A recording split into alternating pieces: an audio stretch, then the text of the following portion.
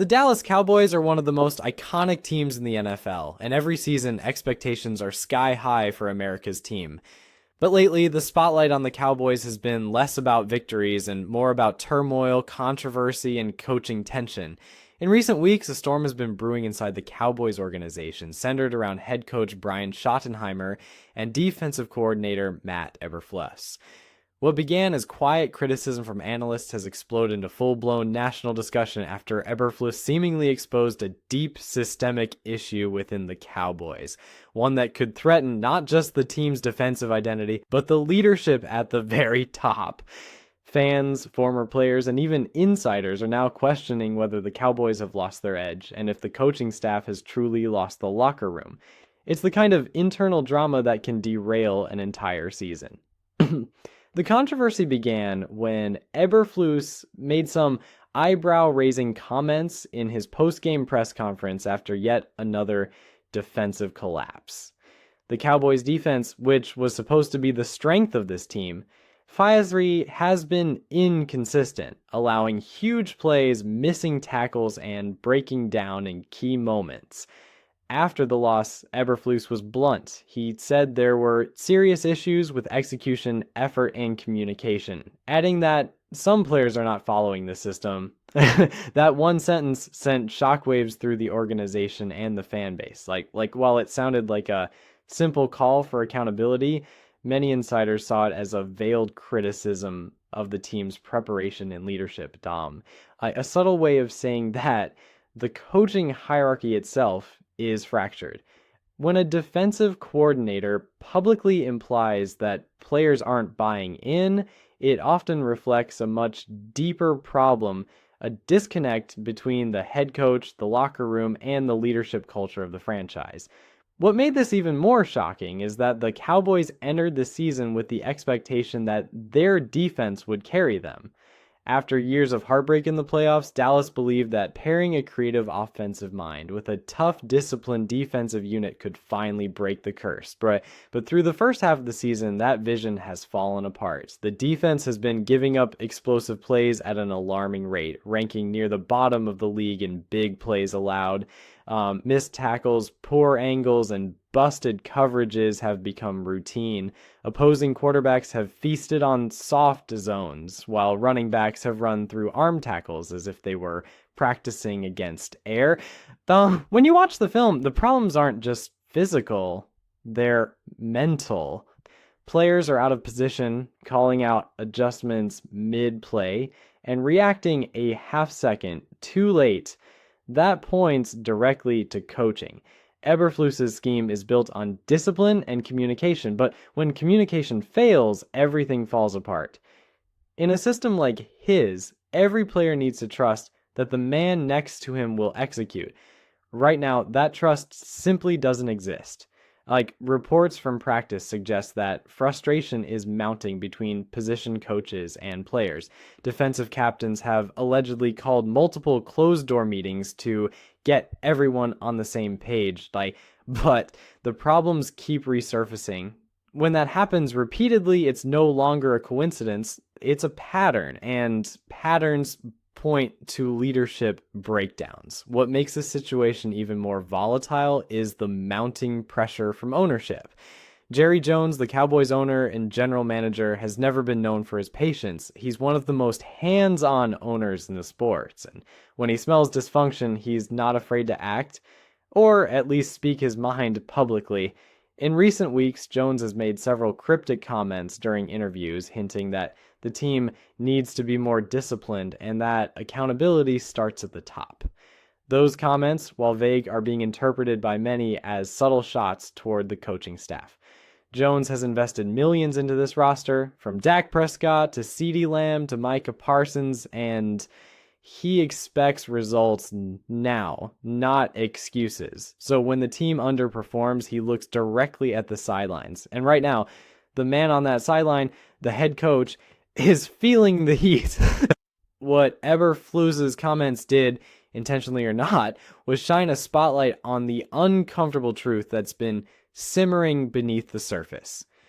The Cowboys' defensive culture isn't unified. When your coordinator publicly acknowledges effort issues, it sends a message that something is broken internally, and that message doesn't just stay inside the locker room. It spreads to the fans, the media, and ultimately to ownership. Cowboys fans are some of the most passionate and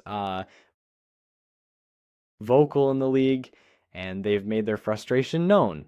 Social media has been flooded with calls for coaching changes, film breakdowns highlighting repeated mistakes, and debates about whether the team has lost its identity.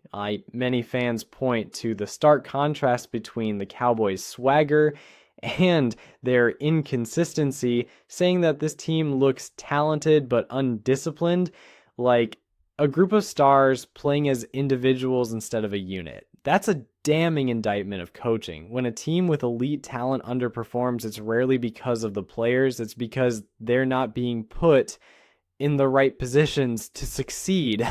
Former players have also chimed in, with several analysts suggesting that Eberflus's defensive system feels outdated. His emphasis on zone coverage and bend but don't break philosophy might work with the right personnel, but Dallas's roster is built for aggression, speed, blitzes, and man coverage. By forcing square pegs into round holes, Eberflus has created a defense that feels passive and reactive instead of attacking. That's not the Cowboys' identity. It's also not what fans were promised when the staff was assembled. The Cowboys used to be feared for their pass rush, but lately teams have neutralized that advantage easily with quick passes and misdirection. Once you take away their pass rush, the secondary becomes exposed, and it has been repeatedly. That's why critics are saying this isn't just a slump, it's a scheme problem. And when it's a scheme problem, the only real fix is a coaching change or a massive philosophical adjustment. The timing of this controversy couldn't be worse. The Cowboys are approaching a critical stretch of their schedule, facing top-tier offenses that will exploit every weakness. If they don't correct these issues quickly, they could fall out of playoff contention before December. That would be catastrophic for a franchise that prides itself on Super Bowl expectations every year. Inside the building, sources say the tension is palpable. The coaching staff has been holding longer meetings, players are being called out in film sessions, and leadership has been emphasizing accountability. But you can only have so many accountability meetings before the message loses its power. Players start to tune out when words aren't backed by results. That's when you risk losing the locker room entirely. For the head coach, that's the nightmare scenario.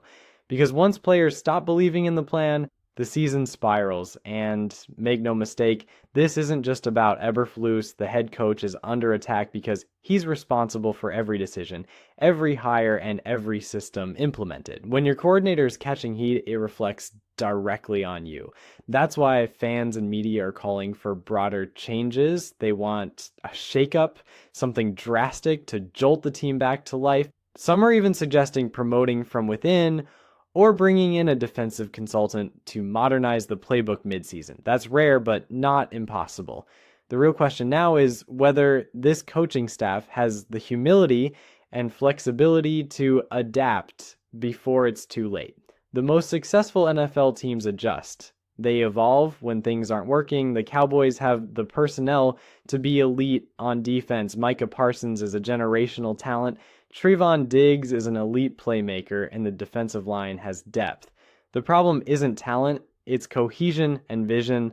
If Eberflus and the coaching staff can swallow their pride and modify the system to fit the players' strengths, there's still time to turn things around, but that requires honesty, an admission that what they're doing right now isn't working. If they rally, find their defensive identity again, and close the season strong, it'll be remembered as a turning point, a moment when adversity forced growth.